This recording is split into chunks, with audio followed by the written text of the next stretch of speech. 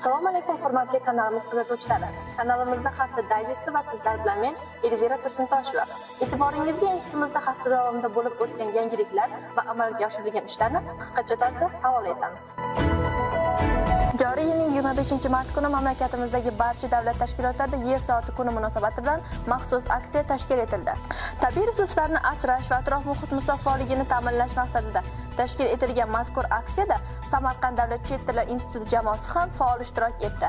Institutdagi barcha bino va inshootlarda 60 daqiqa davomida elektr energiyasidan foydalanilmadi.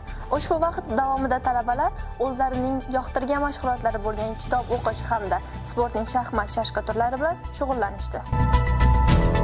Institutimizda talabalarning dunyoqarashini kengaytirish maqsadida navbatdagi ma'rifat darsi bo'lib o'tdi.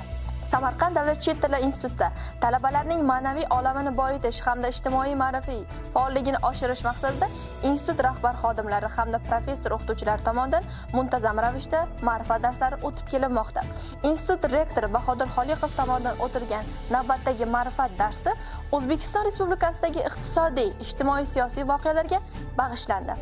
Darsda talabalarga yurtimizda amalga oshirilayotgan ijtimoiy-iqtisodiy islohotlar, ichki va tashqi siyosat, xalqaro hamkorlik munosabatlari va ulardan ko'zlangan maqsadlar haqida ma'lumot berildi.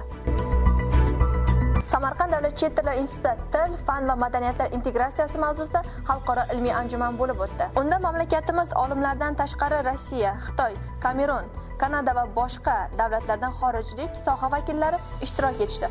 Sohani yanada chuqurroq o'rganish va innovatsion yechimlar ishlab chiqarish uchun katta imkoniyat yaratish maqsadida tashkil etilgan anjumanda mamlakatimiz ta'lim tizimida chet tillarini o'rganish sohasidagi dolzarb muammolar va ularni hal qilish yo'llari keng muhokama qilindi.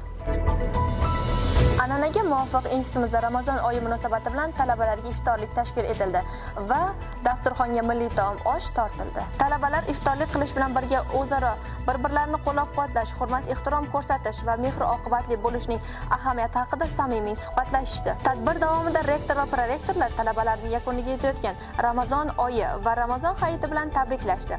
Shuningdek, institut rahbariyati va talabalar ishtirokida gulxan atrofida madaniy-ma'rifiy tadbir bo'lib o'tdi. Shundan so'ng institut rektori Bahodir Xoliqov talabalar turar joyida bo'lib, u yerdagi sharoitlar bilan tanishdi. Talabalar bilan ularning orzu-umidlari, kelajakdagi rejalari haqida suhbatlashib, taklif va mulohazalariga e'tibor qaratdi. Rektor mavjud kamchiliklarni bartaraf etish bo'yicha mas'ullarga tavsiya va ko'rsatmalar berdi va talabalar turar joyida tunab qoldi. Sizga ulashmoqchi bo'lgan xabar va lavhalarimiz shulardan iborat edi. Bizni kuzatishda davom eting. E'tiboringiz uchun rahmat.